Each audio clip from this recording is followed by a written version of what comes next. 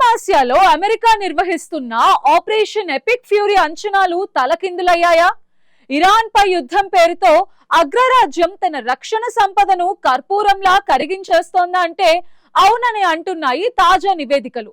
ఇప్పటి వరకు ఈ యుద్ధం కోసం అమెరికా ఏకంగా $25 బిలియన్ అంటే మన కరెన్సీలో సుమారు 2,30,000 కోట్ల రూపాయలను ఖర్చు చేసినట్టు పెంటగాన్ తేల్చింది.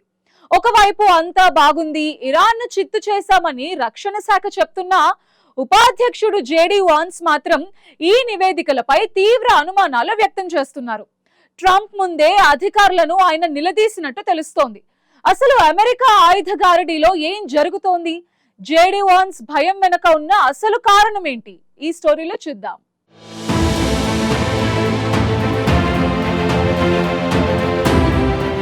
పశ్చిమాసియాలో ఇరాన్పై అమెరికా చేపట్టిన ఆపరేషన్ ఎపిక్ ఫ్యూరీ ఇప్పుడు ప్రపంచ దృష్టిని ఆకర్షిస్తోంది. ఇరాన్పై అమెరికా చేస్తున్న యుద్ధానికి భారీగా ఖర్చు చేస్తోందని తెలుస్తోంది. తాజాగా పెంటగాన్ నుంచి బయటకొచ్చిన గణాంకాలు ఆ ఆందోళనలు మరింత పెంచుతున్నాయి. ఇప్పటి వరకు ఈ యుద్ధానికి సుమారు $25 బిలియన్ అంటే భారత కరెన్సీలో దాదాపు 2.30 లక్షల కోట్ల రూపాయలు ఖర్చు చేసినట్లు అమెరికా రక్షణ శాఖకు చెందిన ఉన్నతాధికారి వెల్లడించారు. ఈ విషయాన్ని అధికారికంగా అంగీకరించడం ఇదే తొలిసారి కావడంతో యుద్ధ వ్యయం ఎంత భారీగా పెరుగుతుందో ప్రపంచానికి స్పష్టమైంది. ఈ ఖర్చులో అధిక భాగం ఆయుధ సామాగ్రి, క్షిపణులు, గగనతల రక్షణ వ్యవస్థలు, సైనిక లాజిస్టిక్స్ కోసం వెచ్చిస్తున్నట్లు తెలుస్తోంది. ఆధునిక యుద్ధాల్లో ఆయుధాల వినియోగం ఎంత వేగంగా జరుగుతుందో, వాటి పునర్నిర్మాణం ఎంత ఖర్చుతో కూడుకున్నదో ఈ గణాంకాలు తెలియజేస్తున్నాయి. యుద్ధం ప్రారంభమైన తొలి వారంలోనే $11 బిలియన్ ఖర్చయిందని తెలుస్తోంది. మరోవైపు ఈ యుద్ధాన్ని కొనసాగించడానికి మరింత భారీ నిధులు అవసరమవుతాయని అమెరికా రక్షణ శాఖ అంచనా వేస్తోంది.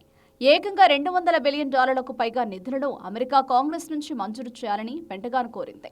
ఇది కేవలం యుద్ధ ఖర్చు మాత్రమే కాదు, భవిష్యత్తులో సైనిక సామర్థ్యాన్ని నిలబెట్టుకోవడానికి అవసరమైన పెట్టుబడిగా కూడా భావిస్తున్నారు.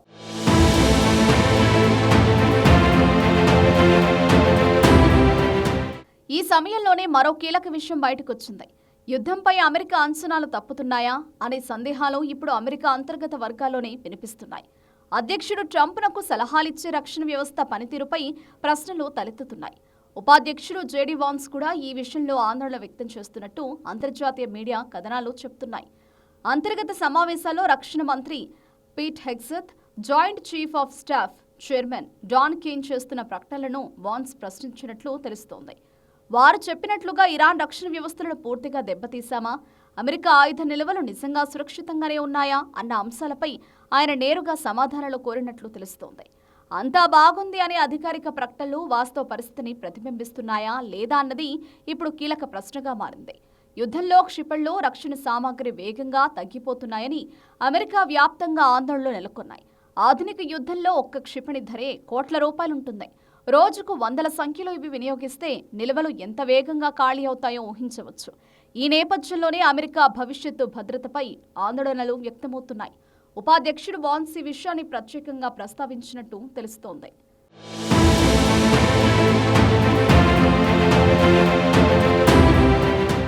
ఇరాన్తో యుద్ధం ఒకవైపు కొనసాగుతుండగా మరోవైపు చైనా, రష్యా, నార్త్ కొరియా వంటి దేశాల నుంచి భవిష్యత్తులో వచ్చే సవాళ్లను కూడా అమెరికా ఎదుర్కోవాల్సి ఉంటుంది.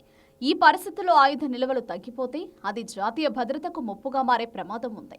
అదే సమయంలో యుద్ధ ఖర్చులు అమెరికా ఆర్థిక వ్యవస్థపై కూడా ఒత్తిడి పెంచుతున్నాయి. ఇప్పటికే భారీ రక్షణ బడ్జెట్తో ముందుకు సాగుతున్న అమెరికా ఇప్పుడు అదనపు ఖర్చులతో మరింత భారాన్ని మోస్తోంది. ఒకవైపు యుద్ధ వ్యయం, మరోవైపు దేశీయ ఆర్థిక అవసరాలు, ఈ రెండింటి మధ్య సమతుల్యత సాధించడం ప్రభుత్వం ముందు పెద్ద సవాల్గా మారింది. ఇదిలా ఉండగా ఈ యుద్ధంలో నిజంగా ఎవరు పై చేయి సాధిస్తారు అన్నది స్పష్టంగా తెలియడం లేదు. అమెరికా తన విజయాలను ప్రకటిస్తుండగా మరోవైపు ఇరాన్ కూడా గట్టి ప్రతిఘటన చూపుతోందన్న వార్తలు వస్తున్నాయి. దీంతో ఈ యుద్ధం త్వరగా ముగిసేలా కనిపించడం లేదు. దీర్ఘకాలికంగా కొనసాగితే ఖర్చులు మరింత పెరిగే అవకాశం ఉంది. ఆపరేషన్ ఎపిక్ ఫ్యూరీ కేవలం ఒక సైనిక చర్య మాత్రమే కాదు, అది అమెరికా ఆర్థిక వ్యూహాత్మక సామర్థ్యానికి ఒక పెద్ద పరీక్షగా మారింది. యుద్ధంలో విజయం సాధించడం ఎంత ముఖ్యమో అదే సమయంలో ఖర్చులను నియంత్రించడం, భవిష్యత్తు భద్రతను కాపాడుకోవడం కూడా అంతే కీలకం. ఈ రెండు లక్ష్యాల మధ్య సమతుల్యత సాధించగలదా లేదా అన్న ప్రశ్న ఇప్పుడు అమెరికాను వెంటాడుతోంది.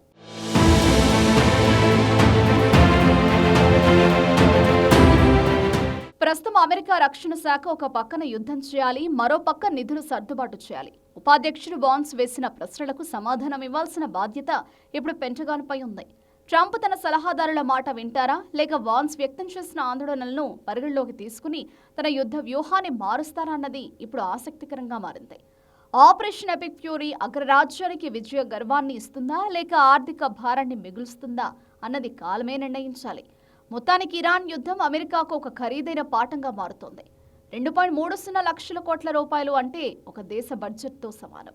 ఇంత ఖర్చు చేసినా శాంతి లభించకపోవడం, సొంత ప్రభుత్వంలోని వ్యక్తులే పెంటగాన్ను నిలదీయడం చూస్తుంటే పరిస్థితి ఎంత గందరగోళంగా ఉందో అర్థమవుతోందని విశ్లేషకులు చెబుతున్నారు. యుద్ధం కేవలం ఇరాన్తోనే కాదు, అమెరికా తనలో తాను కూడా యుద్ధం చేసుకోవాల్సిన పరిస్థితి ఏర్పడింది.